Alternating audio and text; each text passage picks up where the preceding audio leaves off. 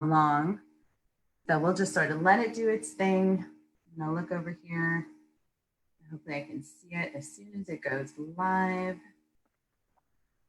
This is so great. I'm so excited to talk to you. I'm trying to like put all the questions in order in my head. Okay.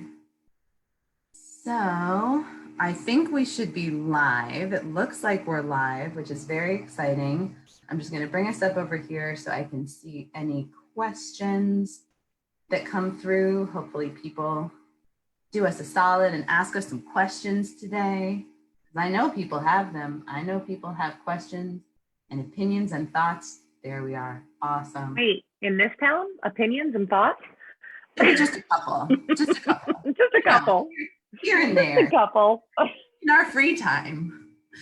All right, this is perfect. So Gabrielle Gould, Executive Director of the Amherst Downtown Business Improvement District.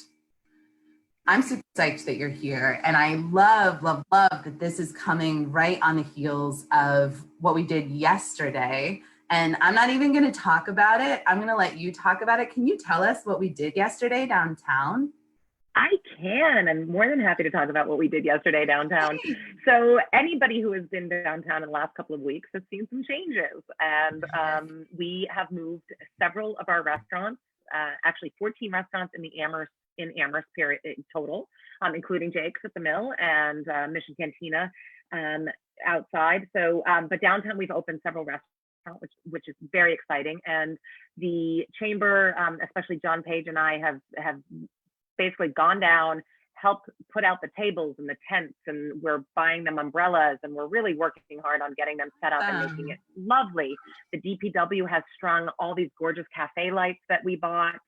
So it's got that European outdoor feel, but we are doing street side dining, and everybody knows that can be a little dangerous with those things called cars, and we're not closing our streets. So the DPW brought in these big, very safe Jersey barriers, and Jersey barriers are just that. They're safe and wonderful, except they're very ugly.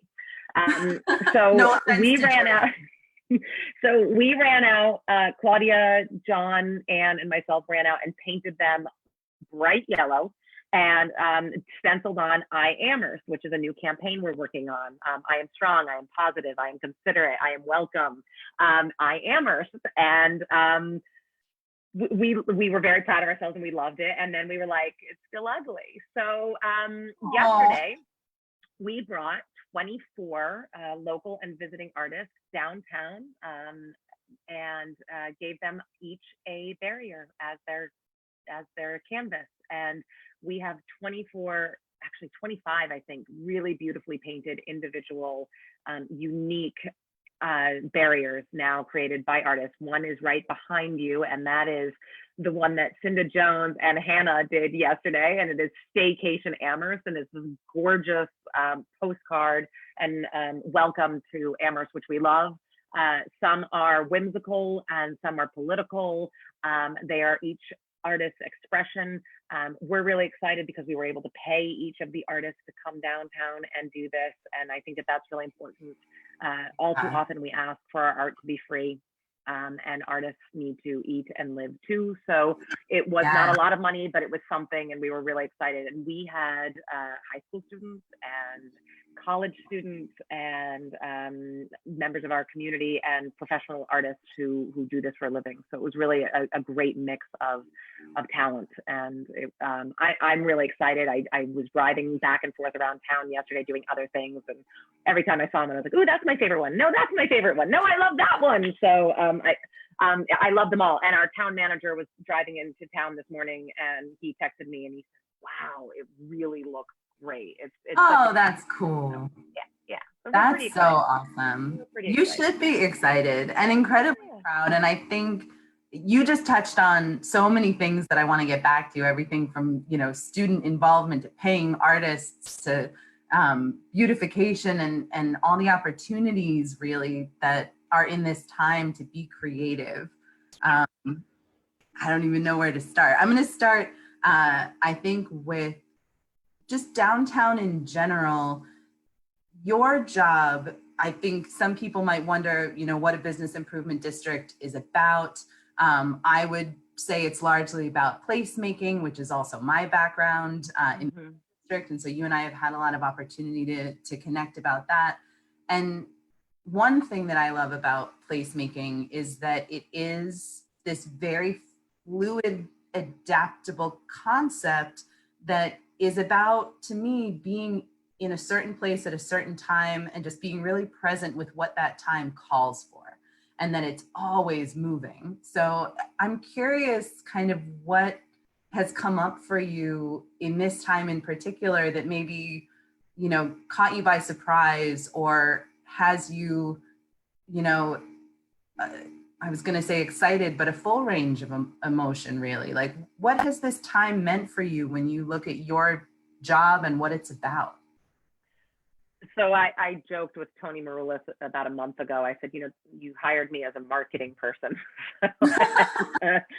This job has become the farthest thing from just marketing, which is great.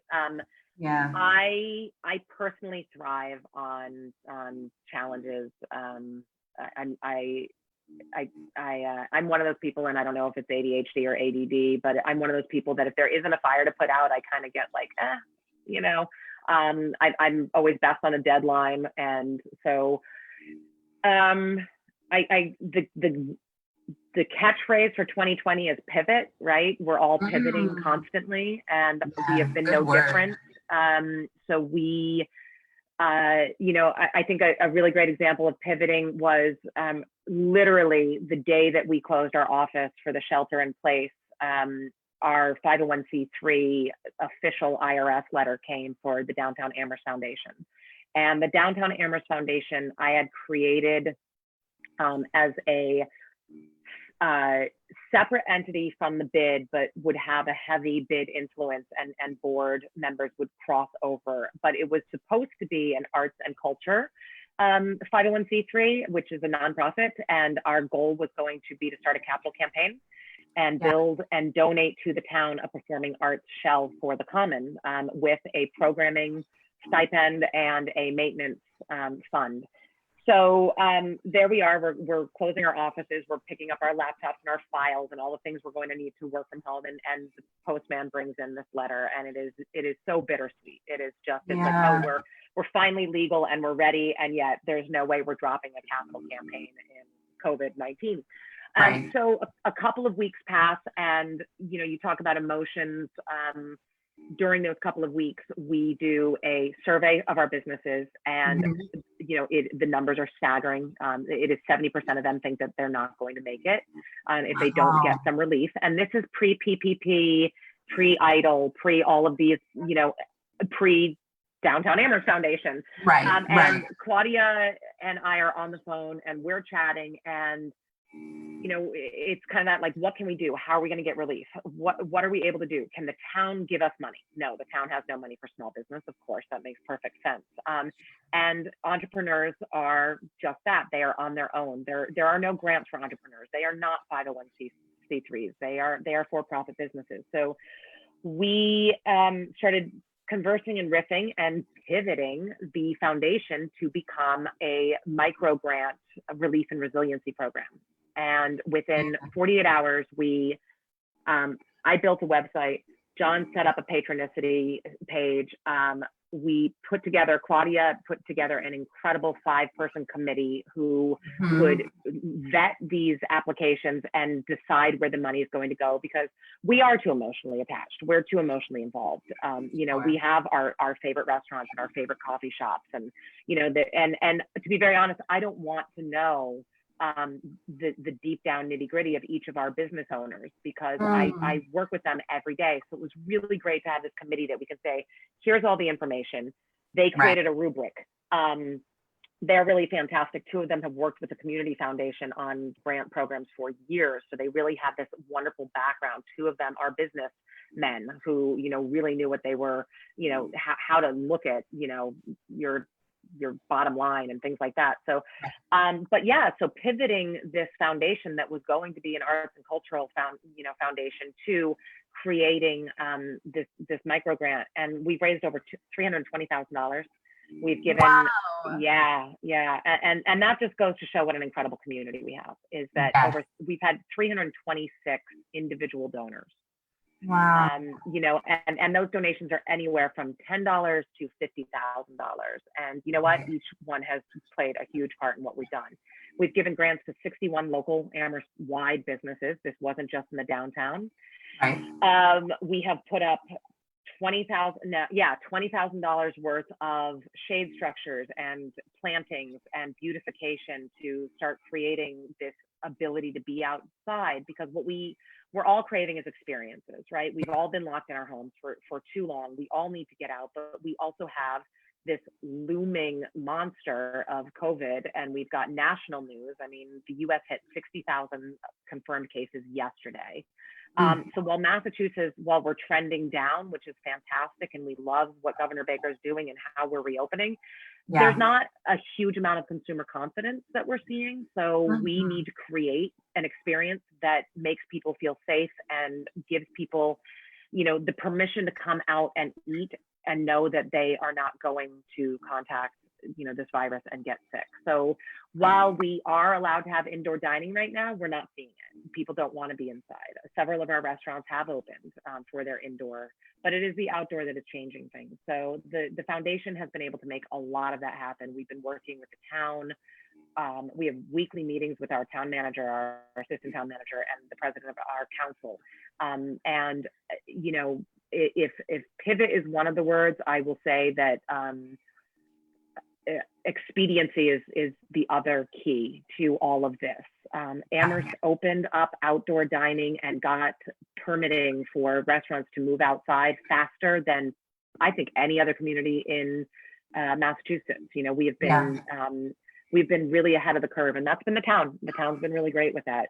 You know, they got it. They understood that we were going to lose a lot if we didn't move fast. And it's been really great to watch the DPW just be there, and to watch the licensing commission, just they're meeting every Thursday, and in 45 minutes they are turning around permits for outdoor dining. And you know, to have the building inspector just be there on Friday at 1 p.m. ready to say, okay, great, the tables are 8 feet apart, here you go, and you're good to go for dinner tonight. You know, so that's been really fantastic. So we try really hard to look for silver linings in all of this. And the silver lining is that we have a great relationship now with our town, and you know, the second floor and permitting, and they're working really hard for our businesses. That's so wonderful to hear that it feels that way. It can be really hard. Bureaucracy can be hard, and I think the responsiveness that we've seen in this time. I'm curious if there are things that you think and/or hope will kind of continue out of this time as far as process, if there's been any conversation about, you know, oh, you know, that was an easier lift than we thought it might be, or even than it has in the past. Are there things that you're just like, I think this is going to be positive, silver lining coming out of such a challenging time? Absolutely. I mean, I think the outdoor street dining has been nothing but a positive. And, you know, it's a hodgepodge right now because we're just moving as fast as we can. So you'll see right behind you, the tents are up, right? Those are not ideal. We prefer umbrellas. You'll also see some big boxes behind you. Those are the umbrellas. But everything is on back order. Tables are on back. You know, anything that is meant for outdoors is on back order right now. So you're constantly like, you know, I've got 2 umbrellas coming from one company, 4 coming from another, blah, blah, blah, blah, blah. They're all the same umbrella, but yesterday we found out that the 10 umbrellas that we ordered from a different company from the original 6 that we got don't include the base. Same price, same description, but somewhere in the fine print was base not included. So now we have to order expensive bases, you know, and it's a lot. You know, the hope is that we can create something that by the time it's getting cold and we're taking all this outdoor down, everybody thinks it's beautiful and that it's well put together, so that therefore in the spring of 2021, we're bringing it back. Because I think that downtown should be vibrant and alive, and nothing says that like outdoor dining in the hot summer months and spring. It is so true. That's that's a big hope for me, is that the town council gets behind this as a regular thing, and that we Yeah. make it attractive and pleasing enough that you know, the entire community is going, ooh, when are the restaurants going to move back outside? You know, that'll be exciting. So Right. yeah. And it's such a good point. I mean, we all, you know, the new normal has become a phrase that we all hear so much. And I hope that that is part of the new normal, that, you know, we side with things like outdoor dining, maybe over some of the concerns around losing parking spaces, or things, you know, that have in the past been threatened by the development of things like outdoor dining, because it's sometimes much easier to move into some of the parking zones than to consider expanding the sidewalk or something, you know, that would be just a huge Yeah. round. Absolutely. Yeah, and this question of silver linings is kind of staying with me. And you and I were talking just before we came on about the real duality that people are having to navigate right now between the good and the bad, or the positive and the negative. You know, things coming out of this time that feel positive, but it feels hard to talk about them when so much is happening that feels very heavy. How do you, in your position, hold space for things that feel very contradictory, just in yourself as a person, and then also in, you know, either your rhetoric or how you address things publicly? So I feel like I joke that we're on a constant roller coaster. Like, I get really excited and I'm like, oh my gosh, we're creating all this great stuff, and the foundation's doing really well and we're able to help. And I get out there and, you know, 6 feet apart with masks on, you know, really pep talk with the business owners, and we're like, we're going to make it. We're resilient. We're strong. We've got this. And then I'll get on like a economic development meeting for like it's like the heads of museums and the heads of the college and the university and our rep Mindy Dom. And it's like, you get on this meeting and everybody's kind of like, well, I'm laying off this many staff and I'm doing this. And you get in this total funk of just being like, oh no, we're not, like, how do we come back from this? You know, the reality is that we are probably going to lose some of our businesses in Amherst, and that is devastating. You know, James Beard put out a survey, and their study found that there is a very real probability of losing 70% of our individually owned small restaurants. Wow. I don't want to live in a world where it's Cheesecake Factory and, you know, McDonald's. Like, that's not what I love what's behind you. I love that we have we literally, you know, you can travel the world downtown and eat. You know, you can be in Tibet 1 minute, you can be in Shanghai the next, you can be in Italy. You know, I mean, it's like, I love what we have downtown. And unfortunately, we're going to lose some of that fabric.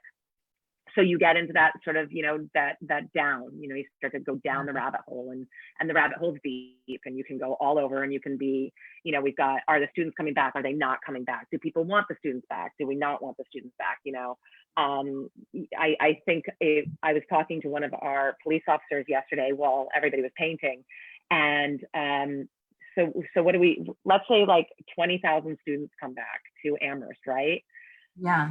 95% of those students are like literally like wearing their business suits as college students in Eisenberg. You know, they are our next scientists, they are our next doctors, they are our next business leaders, they are our next world leaders. They're remarkable kids. And yeah, we're going to have a handful of them that are going to want to party because, well, do it then, because it doesn't look pretty when you're 40. You know, it's like, go have fun. But it's like, but we're so afraid of these kids coming in and wanting to party. And I get why we're afraid, because we have been very successful as a state to knock these numbers down. And I think as a community, we've been exceedingly successful. Yes. You know, Amherst has very low rate right now, and that's fantastic. So when we reopen our higher education sector, we're inviting, you know, people from all over in, and yet how do we survive without these people coming from all over? So it's economy and it's health. And my take on this, and I really cannot drive this home enough, is the masks are being proven to be effective. So wear a mask. I mean, we have had protests of hundreds of thousands of people in all 50 states. And none of the tracing is going back to these protests. It's going back to the birthday party for grandma of 30 people coming inside, not wearing masks and not keeping the social distance. So I'd love to see downtown become a mask mandatory community.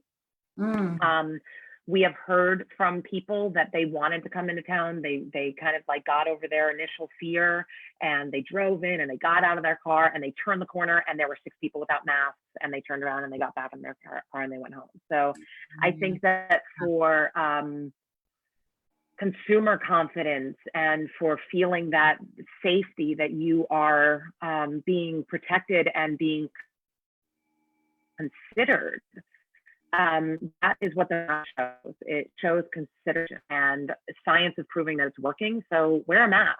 And if we can get our students to wear masks, and if we can, and I, I joke, I laugh all the time about the like, oh, I can't breathe with my mask on. I'm like, you can. And we know you can because surgeons do literally 22-hour surgeries with that mask on. And I'm assuming that's pretty stressful for them. And if they can do it, we can do it. So, so that goes into that roller coaster of it's going to be okay. That's where we pick it up, and we have this mask campaign. It's part of our welcome back. It's all over town. Every store has one of our posters in their windows, and it's wash your hands, wear a mask, and do your best to stay 6 feet apart. And we can keep this beat, with people supporting our businesses. And that's the messaging we need to get out, is that you do your duty and you put your mask on, and we can continue to move forward. And you mentioned the new normal. We are not going, there is no light switch that's going to be thrown. We're not going back to normal. Even with a vaccine, it's going to take time, and it's going to take, a lot of trials and a lot of safety. And, I don't think anybody is out there putting themselves on the front line of, I would love that vaccine that is untested and untrue to be given to me and my children right now. So it's going to take a while. So there is no light switch. So how do we support our businesses? We support our businesses by being considerate of others and putting our masks on, even if, we are hardy and hale and we're like, oh, nothing's going to affect me. We do have to be really, adamant about that messaging and reminding people that it's not about you, it's about everybody else. And if you love your downtown restaurants and you love your downtown bookstore and you love what these businesses are doing, show them the respect by putting your mask on and coming out and supporting them. And I think that's such a nice way to talk about the messaging around love and respect and support, and being aware that it is a sign of being a community member. I mean, and I love, talking about all of the restaurants that are downtown. That's actually how, I have to go this way. Cindy and I came up with the Staycation Amherst, is that we're thinking about all the things that it represents to be able to be downtown. What does it mean to people? And, that thing about being able to travel the globe is so real. And I think it does go actually right into, for me at least, the idea of what students being a really large part of the community and the economy in Amherst represent, which is, there is an opportunity to kind of touch people coming from different places. And if they feel safe in Amherst and they feel encouraged to do their part, or they feel educated about how to do their part, especially younger people who might be coming from places where the emphasis is different, or no one's telling them to do it. I don't know, we don't know kind of all of the backgrounds. And so we have this opportunity to be sort of a like gateway to adulting kind of thing, where we're encouraging this. It's educative in the same way that they're getting education at school. They're getting education by being part of a community and better understanding the impact that they have. Absolutely. And unfortunately right now, somehow health and safety during COVID has become a political statement instead of what it should be, which is science-based. And, if we're going to have people come into Massachusetts from states that are not following the protocols and guidelines we are. So let's educate them, some communities are doing fines for people not wearing masks, and that can be very dangerous and punitive, because if you can't afford a mask, or you don't have if you're not educated enough to know that is where we are, what is the fine going to benefit? We're just putting people into a terrible situation. So do we have free masks in our downtown area, you know, oh, you don't have a mask, here's one. And the fine comes when they tell you that they're not going to put on a mask because their president told them not to, or whatever that is. You know, it's like, then fine them, be my guest, but let's not start with that. Not that not that our town is talking about fining anybody, but you know, when we're looking at what other communities are doing and sort of trying to figure out how that is. But I do think it's about education, and I think it's about being kind. And then at some point we will get to a point where we're not kind because we're sick of it, you know, and we're sick of, you know, like we're like, you know, and you and I were joking, not joking, we were talking a little bit before about, you know, tensions are high. Yeah. People are, it's almost like we're, you know, normally you start a day somewhere at around a 2, and depending on how the day goes, you can remain at a 2 or get ratcheted up to 11. I feel like a lot of people are starting their day at an 11. And it's because we pick up our phones and we read the news. And we watch the comments on, you know, Facebook and Instagram, and there's a lot of back and forth, and it's not positive. We are angry about our political system. We are angry about our Black Lives Matter system. We are angry, you know, there's a lot of anger right now, and you see it downtown, and you know, you see it in people who are quote unquote anti-mask. You see it in people who are angry at the bookstore because they're not quite ready to open because plexiglass is on back order and they can't get it yet. You know, and instead of being like, oh, I respect that and I understand that, they're banging on the door of the bookstore, calling them, you know, effing liberals. And you're like, really? That's where you want to start your day? But it's like tensions are high. And I think we're all pretty defensive right now. You know, and we feel like we have to defend something, and yet we're not quite sure what we're defending. And I guess it's our health and our liberty, and you know, for a huge section of our population, it is literally their everyday safety and lives in terms of the color of their skin, which is just insane that we're like 2020 and we're still having this conversation. We were supposed to have flying cars and things. We were, and instead we're teaching. I know. Instead, we're teaching people how to wash their hands. It's really unnerving. Great. So, and I think that that's part of any town right now. You know, it's finding that balance of compassion and righteous anger. You know. Right. And you know, really struggling to find that balance. You know. It was so we create art, and we create. I was just going to ask you that. And, you know, that hopefully is where we take that. Exactly. So perfect segue. I was going to ask you because, you know, walking around and looking at the barrier painting yesterday, just, it was all so incredible. And I know that, you know, you didn't vet designs, you kind of let people do their thing. And there was a lot of references to Black Lives Matter in really beautiful ways, both, you know, overt and covert, whether it was the message on there or something just kind of woven in, really beautiful pride statements. And for me, and I'm sure for you around placemaking, you know, and artists getting paid and artists being involved in helping us navigate. I mean, I know for me, that was kind of my gateway into creative placemaking when I was in graduate school. I went in intending to just stay in the theater industry, and then through living in Philadelphia and through the program I was in, recognizing that artists were being called to fulfill a role that they had already kind of been in, but fulfilling that role on a sort of more business-oriented, economic development-oriented conversation where artists are being looked at as people who have already a strong understanding of humanity and a way of communicating about the challenges of being human in a way that more people can digest. And so I'm curious, you know, the barriers just being one example, but when you think about art as a change maker and as a flashpoint, how has that played out for you in your career and in your life, looking to artists to say, can we, like, how do we make this statement? How do we call people in? How do we use art to sort of widen the doorway? Yeah. So since the dawn of time, artists, whether it's performance or visual art, have always had great, strong voices, and they have captured every moment of our history, right? And predicted much, and you know, from poetry, you know, here we are, the home of Emily Dickinson, and you know, her poetry speaks volumes on, you know, the world she lived in, and even to the world we are in today.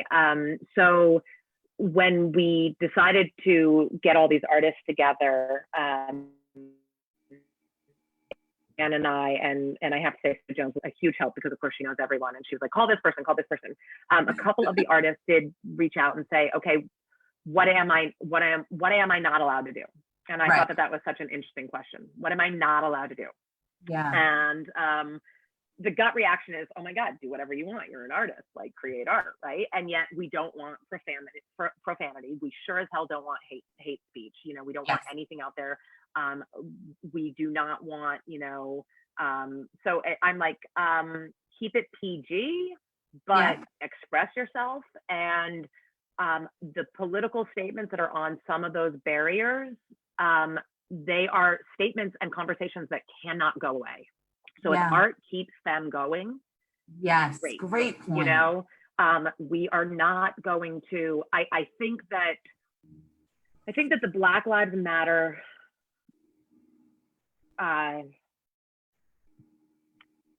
resurgence that we're experiencing right now as a global, but definitely as a nation, I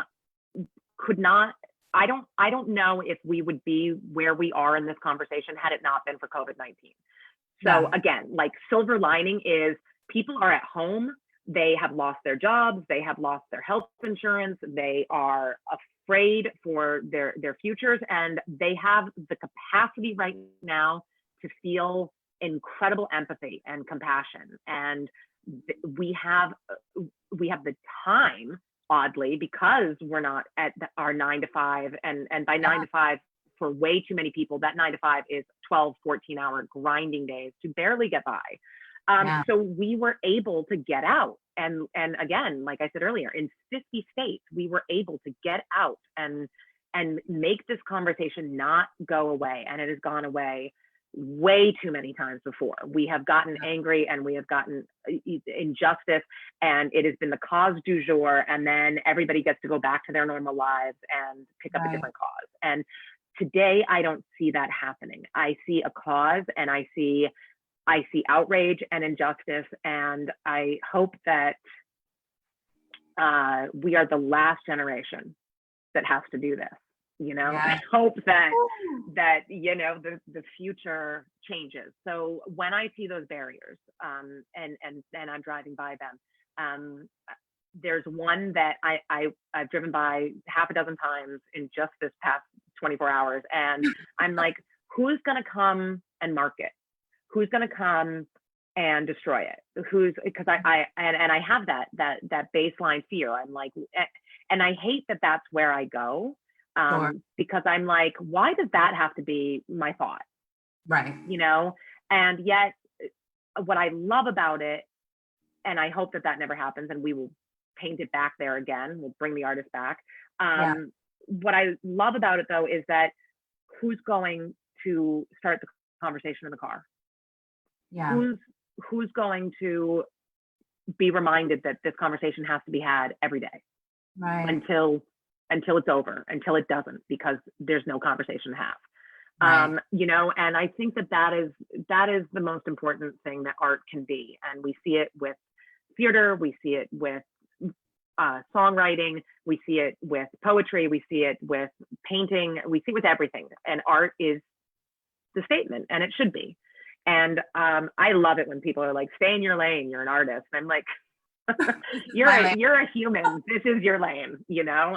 And when I moved here, the statement, oh, welcome to Amherst, where everything's silent except the H. Wait, am I saying that right? Where only the H is silent, right? Where only the H is silent. Yeah, and I was like, I don't understand what you mean. And you know, okay. And now it's like, I've lived here for a year and a half, and I'm like, you are right. Nobody is silent here. And that is awesome, because we don't have a lane.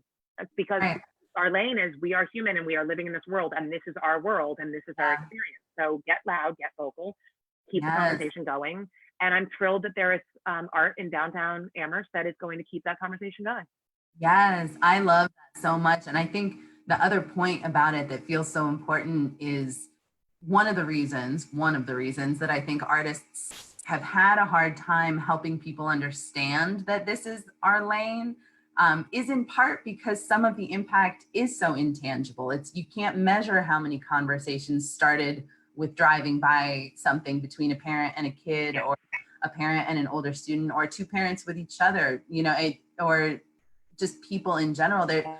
The sort of quantitative data to back up the importance of art is just not possible sometimes. Yeah. And, especially, and I won't go deep into talking about grant writing because that's not what we're here to talk about, and it's not always fun. But that's been one of the challenges so much around funding art and artists is, that money has so often been correlated with quantitative data rather than qualitative data.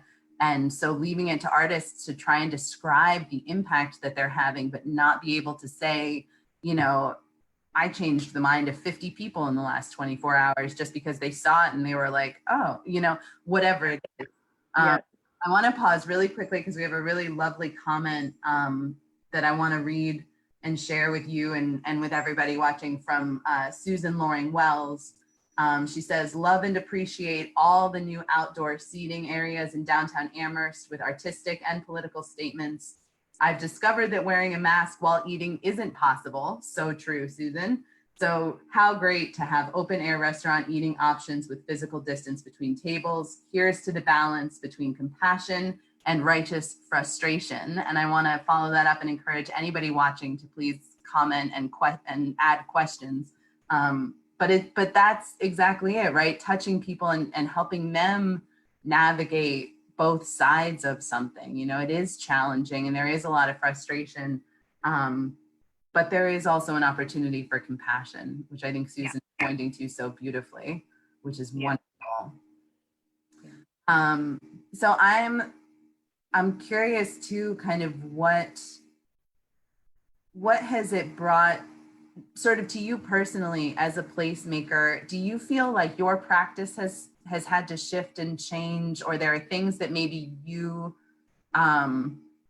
weren't prioritizing before that now in this time you're like, oh, this is really what I want to drive at, or even just if it's not too personal, kind of on an emotional front, how you continue to rise to the work and to the conversation. I know before we jumped on, you mentioned that you feel like often when you're giving an interview or portrayed in media, it's on the negative side. I'm sure that does a lot to your patience and to the way that you're coming at the conversation. Yeah, it's been amazing. Never in a million years did I think I'd get quoted in the Washington Post, the Associated Press, the Boston Globe, and do an interview this morning with NBC.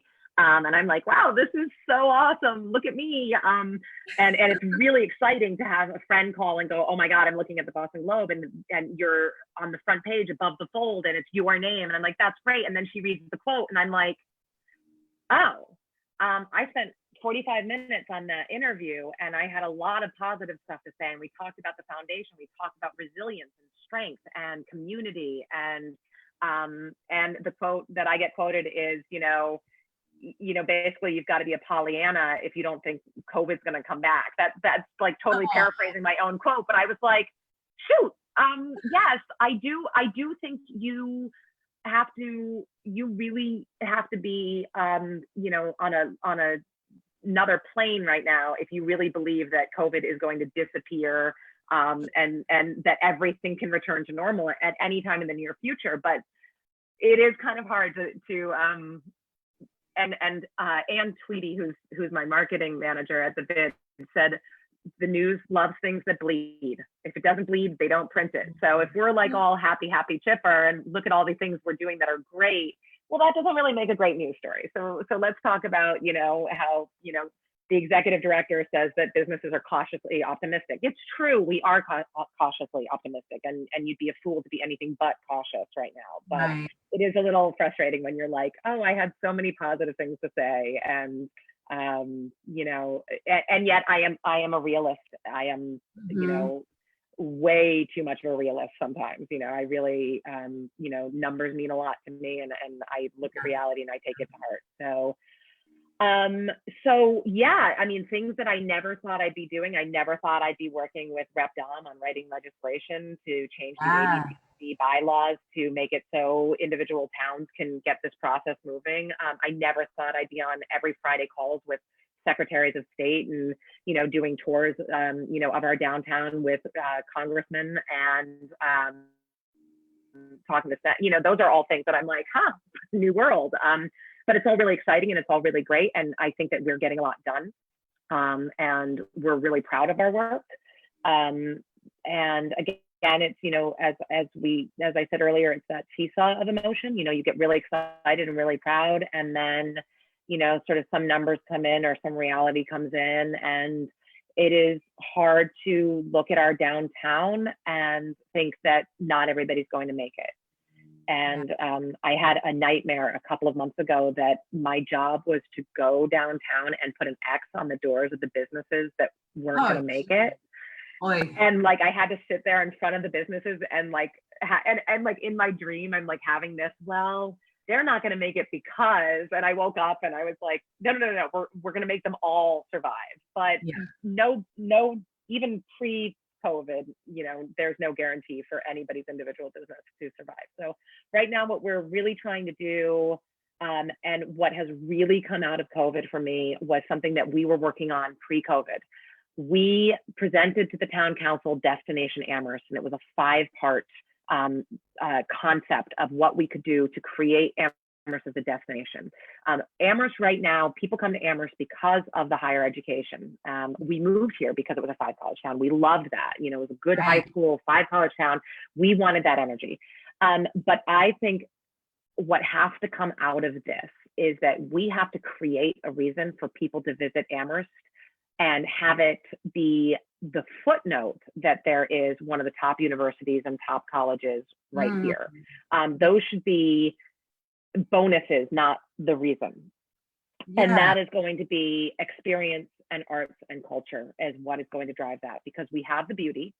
We have, you know, a gorgeous downtown that's really walkable. So now how do we create us as a destination? And that is the key. And I think that that's where the Mill District fits in. You know, it's like, and by fits in, I mean Amherst wide. It's like, you know, how many people drive from other towns, let alone other states, to go to Mission Cantina?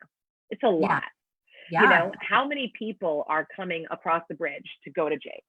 You know, and how do we start to create that all over the place so that, you know, our cinema is closed right now. Our cinema brings in 200,000 people a year to Amherst. You know, it's like, so what is next for the cinema? How do we create, you know, and it's, you know, there's a executive director search probably coming in the near future. Carol's retired, and whoever that is, God, I hope they're dynamic, and I hope they're creative, and I hope that they can find new ways to, because the old cinema isn't going to return. You know, you know, we're looking at Broadway. They're not even considering a reopening until January 2021. Is it January? I feel like it was even further than that. Like, I remember being Labor Day and that being devastating. So now I think they came out and it's Labor Day. So it's like, we're going to have to get really creative, and we're going to have to find ways to create experiences where they are comfortable and they are healthy. And Amherst is going to have to step up to the plate and start to create a reason for Amherst to be a destination outside of UMass and outside of Amherst College. And if I can say that, like, has one thing come to light for myself and my position, it's that it's we need to become our own town and our own hotspot. That's not for the virus. Like, for good things. Good husband. I think I love everything you're saying, and I think it's I think it's a great view to take of it. You know, that the university and colleges, the higher education has been so central to Amherst. And yet we also have a lot of push-pull around that identity. So there's definitely room, I think, in people's hearts to have the identity shift. I know we're talking, kind of further future, but I want to ask placemaker to placemaker, because in the Mill District, this is something that I'm, really working around right now. Cinda and I talk about a lot. I've had the opportunity recently to connect with some of the neighbors in North Amherst and ask them this question. But when it comes to events, it's like we've got the outdoor dining, people are feeling more comfortable with that. One of my favorite things, anyone who's ever talked to me knows, is outdoor movies. I love outdoor movies. They're one of my favorite things. They bring people together in such a wonderful way. They're accessible. And, we at the Mill District have really been going back and forth around this question of, are we ready? Is the community ready for us to start offering events that are set up in a responsible way, that are inhabiting spaces where social distance is very possible, and we can even set out, one of my neighbors had a great idea from something that Puffer's Pond did, where you set out hula hoops that are socially distanced, and you just say, like, pick a hula hoop and sit in the hula hoop, and then the hula hoop, but stay in your hula hoop, which I just thought was brilliant. But when it comes to creating those spaces and then kind of handing it off to people and saying, we've set this up as responsibly as we can, and we're going to let you self-select if you're comfortable with this. Does that feel approachable to you, or do you still feel like, I don't know if we're even ready really to open the space yet, and might get some blowback from people who are like, why did you open that space, versus people like, I wish I had a space to go to that felt safe? Where do you fall on that? Where do you rise on that? we are sitting on the chair edge. We're not ready to jump into the water yet, and I think a lot of it is that blowback. Why are you telling people to gather? Why are you inviting people into groups? Live music. This is something that the Big Ann has done for years and created so much great live music, and it's such a wonderful experience. And I was actually going through photos the other day in one of the drop boxes and just watching the kids running around and having fun. And your kids can't run around right now and have fun because they need to stay in the hula hoop. And do we, I can even speak for myself. It's like, I keep telling myself, like, I'm totally ready to go to like an outdoor gathering of a lot of people, and then, and I did attend some of the protests, and I had my mask on, and I wasn't socially distanced because we were standing on the edge and, and being very involved. So it's, I feel like, but I also don't have a 4-year-old that I need to wrangle. And I don't have an 80-year-old grandmother, and I don't have someone immunocompromised in my home, knock on wood.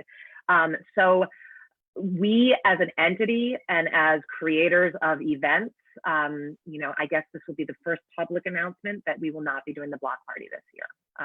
And that's a lot, but that is, it is asking people to come into close contact with each other. And, we kind of played with, we can have like circles all over the closed street, on the ground. We'll like spray paint circles, and everybody goes from one circle to the next, and you don't move from your circle.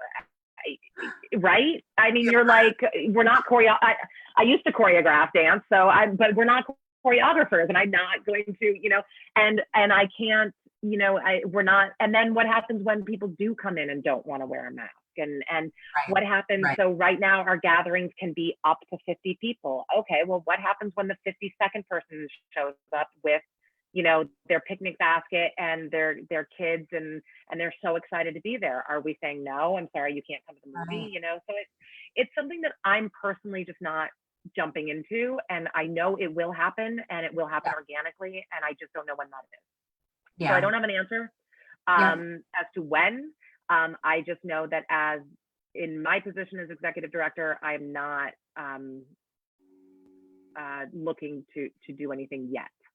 Yeah. And that's hard because literally my entire career has been in nonprofit and creating events and gatherings and fundraisers and reasons to come together. I mean, I ran a theater for 7 years. It's like, that's what I did. I produced 8 shows a year to bring people together. So it is very weird. And I know Claudia at the Chamber, it's like, she is the consummate host. You know, she just wants to have people around and gather all the time. And I'll have like this great idea of like, oh, you know what we could do? And we could do this safely. And then I'm like, oh, wait, but then, and then. So we're not ready yet. We're not ready. Doesn't mean that somebody else isn't ready or wants to be ready. And that's great. But I know that we're not ready. Yeah, I appreciate that. And I'm so sorry to hear about the block party. I'm not surprised, but I am sorry. I do think the circle idea is a great idea. And maybe when we do get back to events, we do it anyway, just for fun. Yeah. I mean, I think it's, I actually sent this to Cinda, somebody in their store, literally on the floor, printed out the time warp. Oh my like God. Jump to the right, step to the left. And I was like, oh, that's so funny. That's so great, you know, because, you know, and it's like, you know, you go grocery shopping and it's like zigzag, then this way. And I was at the grocery store last week and I finally nailed the arrows. Like I went up and down the right way. And the level of like, I know. And I was like, I did it. I'm so proud of myself. And I'm like, why? Because you walked in the right, you know, because I'm like, you know, so those are the silver linings, is we can all get really excited when we walk down the right way of the aisle.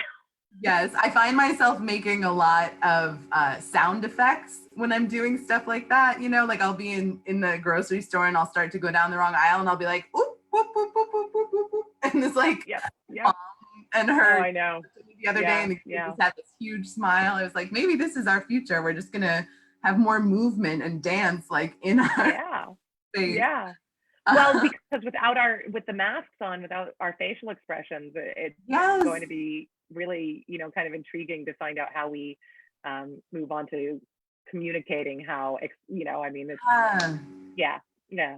like, you know, we're walking down the grocery aisles with like this big smile on our face. I'm not threatening, I'm happy. You're like, nobody can see my smile. You can't tell I'm smiling at you. Well, this is so great. And I really, really appreciate your time. I'm going to put one more call out there to people. If you have a question, anyone who's watching, please feel free to shoot it over.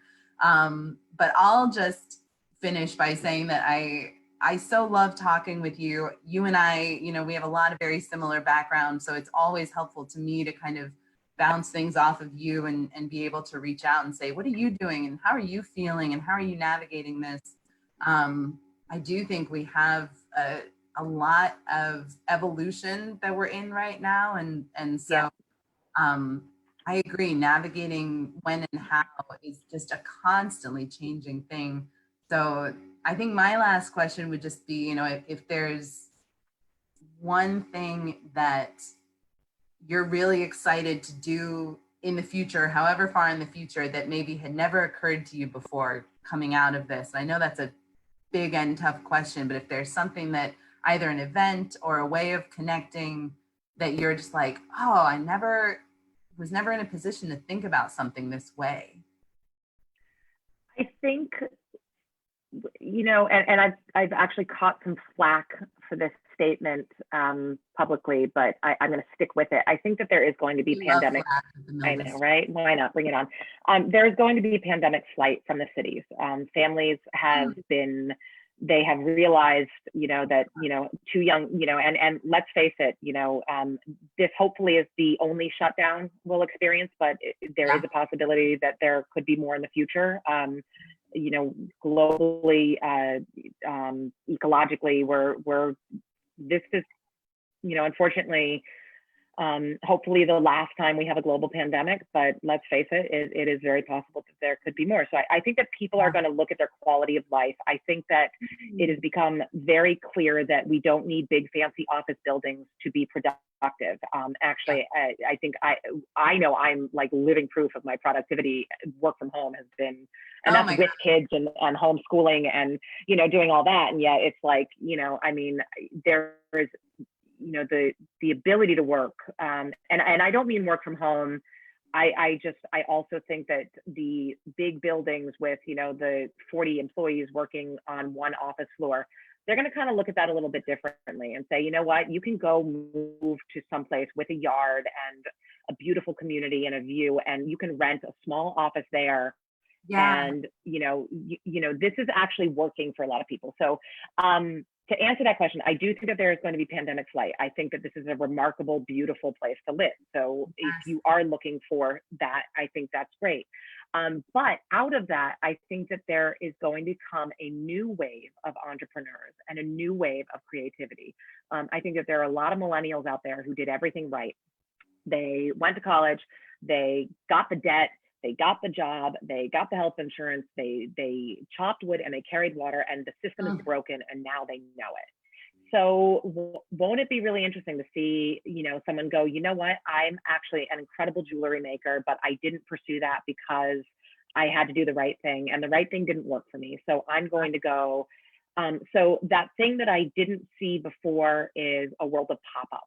And do we start creating space for pop-ups? Because I don't think that there's going to be a lot of, yeah, I can sign a 5-year commercial lease and do a build out and do this. But I do think there's going to be, I've got an idea and I've got a passion and I'm excited about it.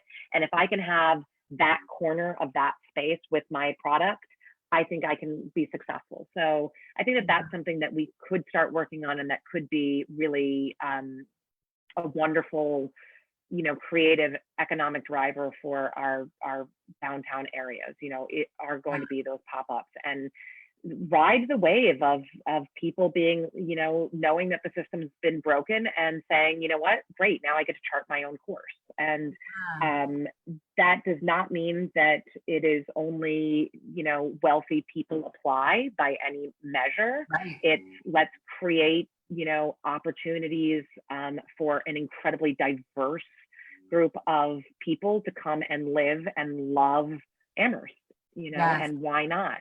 So I think that that's something that I probably hadn't seen before. I was very focused on just creating art for our downtown, and mainly in the way of performance. So now I see that there are some other possibilities going forward. And, you know, you're in that amazing place where you have empty space that you get to curate and fill. Yeah. We are in a place where we have 120 plus businesses that were not curated. So now we might actually have some opportunities to do some curation. What does downtown really need? What would be exciting for people to come to? I spoke with 2 gentlemen. We walked around town for about an hour and a half on Monday, who want to open a restaurant here. And their concept is awesome. And they own a restaurant elsewhere, and they have so much energy and are so fabulous. And I'm just like, you're it, you're the future. Which space can we activate for you? You know, and I think we're going to see more of that. And I hope we see more of that. And I hope that we are able and life enough to work with them and get them up and running really fast. And that's, I go back to that relationship with the town that we now have, which is so, it's working, and it's effective, and it's efficient. And if we can maintain that in a post-COVID world, I think Amherst stands a great chance of being really successful in its own right. I couldn't agree more. And I really just, everything, you know, talking about the pivoting and working, you know, within bureaucracy, but also evolving it at the same time. I definitely love being in partnership with you. And we do have all of these sort of different spaces that we're looking at to Amherst wide, which is so awesome. And I think you're amazing. You know that. Thank you. And I love working with you guys, and I love bouncing things back and forth. And I really look forward to when North Amherst is completely full and the Mill District is thriving and downtown is thriving, and you know there's Pioneer Valley food tours. I'm like, I want you to start, Yes. way over in South Amherst, come through downtown and head over to North Amherst and do these amazing food tours and Yeah. history tours. And like, what can we do? And it's time to get creative, and it's time, like both of us, we better go get to work. We got a lot of work to do. Yeah, we have a lot of work to do. On that note, A lot of work I will let you get back to your day. Thank you. Have an awesome day, Hannah. Thank you very much for having me. Absolutely rock. You're the See you later. Bye. bye.